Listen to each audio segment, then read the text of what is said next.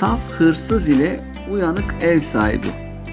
Günlerden bir gün hırsızın birisi arkadaşlarını da alıp soygun yapmak için zengin bir adamın evinin çatısına çıkmış.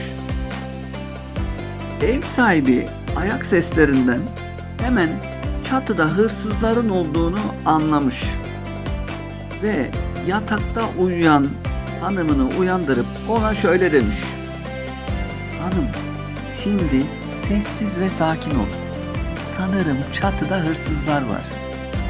Sana işaret ettiğim zaman hırsızların duyabileceği kadar yüksek bir sesle beni uyandır," demiş. Eşi biraz şaşkın, biraz da uykulu bir şekilde niye uyandırması gerektiğini sormuş. Adam, "Beni uyandıracaksın. Bu kadar malı nereden bulduğumu, nasıl kazandığımı soracaksın. Ben de gece vakti bunun sırası mı?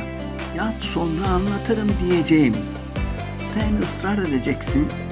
Daha çok ısrar edeceksin. Tamam mı?" diye karısını tembihlemiş.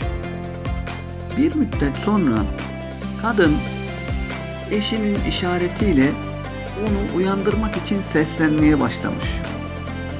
Kadın adamı uyandırmayı başarmış ve sormuş karısına, "Ne oldu?" Karısı da, "Bu kadar malı nereden buldun?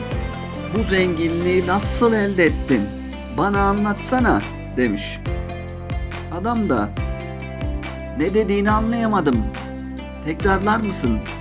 deyince karısı tekrar etmiş. "Bu kadar malı nereden buldun? Bu zenginliği nasıl elde ettin? Bana anlatsana," demiş.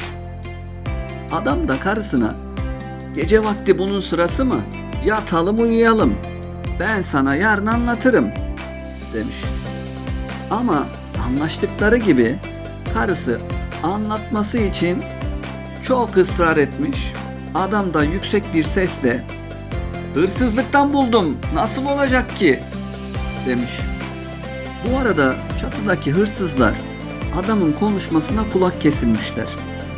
Adam onların kendilerini dinlediklerini bildiği için anlatmaya devam etmiş. "Gençlik çağımda mehtaplı gecelerde arkadaşlarla zengin insanların evlerinin çatısına çıkardım. Işığın sızdığı deliğe gelip 'Şevlem şevlem' diye bağırdıktan sonra 7 kez tılsımlı dua okur ve ışıktan tutunarak aşağıya süzülürdüm. Bu şekilde kimseye görünmeden evin içine girer, evde ne var ne yoksa her şeyi alır, sonra da o süzülen ışığa tutunup tekrar tılsımlı duayı okuyup çatıya çıkardım. Sonra da arkadaşlarla birlikte hiçbir şey olmamış gibi huzur ve güven içerisinde evimize dönerdik," demiş. Adam bu sözleri söyledikten sonra eşine işaret edip kendisi de eşi gibi gizlenmiş. Sözleri duyan hırsızların elebaşı arkadaşlarına dönüp, "Yaşadık arkadaşlar, bu gece zengin olacağız," demiş ve adamla eşinin uyumalarını beklemeye koyulmuşlar. Sonunda evde sesler kesilip de evdekilerin tekrar uyuduklarını düşünen hırsızlar evden ışığın sızdığı bir deliğin başına gelmişler ve hırsızların elebaşı "Şevlem şevlem" diye bağırıp 7 defa tılsımlı duayı okuduktan sonra ışığa tutunup kendini aşağıya bırakmış. Tabii buna tam olarak aşağıya bırakmak denebilir, evet. Küt diye aşağıya düşmüş bizim hırsız. Ardından diğer hırsızlar da aynı şeyi yapıp kendilerini aşağıya bırakmışlar.